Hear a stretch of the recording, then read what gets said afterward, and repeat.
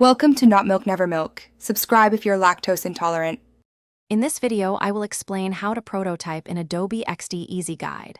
Open Adobe XD, start a new artboard, and import your screens.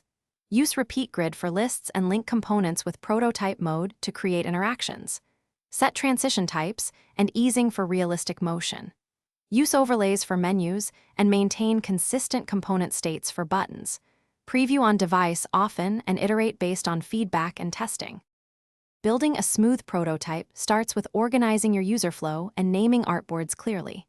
Create components for repeated elements and use responsive resize to save time. Link artboards with triggers like tap or drag and define animations and durations for each transition.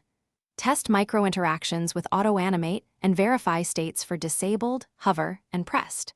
Share preview links with teammates for quick feedback, iterate on timing, and keep interactions focused on key tasks. Hey friends, if this guide is helping you, please subscribe and like so I can make more useful Adobe XD content. Quick recommendation. I use these leak-proof meal prep containers that keep my snacks safe during long design sessions. Check the description for the link and other deals so you can grab them too. Thanks for the support, it really helps the channel grow. Now let's get back to the video. Use plugins to add realistic content, generate avatars, and speed up layout tasks. Try tools that create lorem images, data tables, or icon sets to enhance fidelity. Keep accessibility in mind by checking contrast and keyboard navigation early.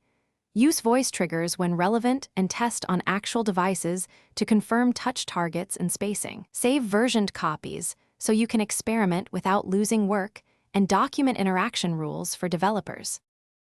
Thanks for watching. If this was helpful, leave a like and consider subscribing. See you next time.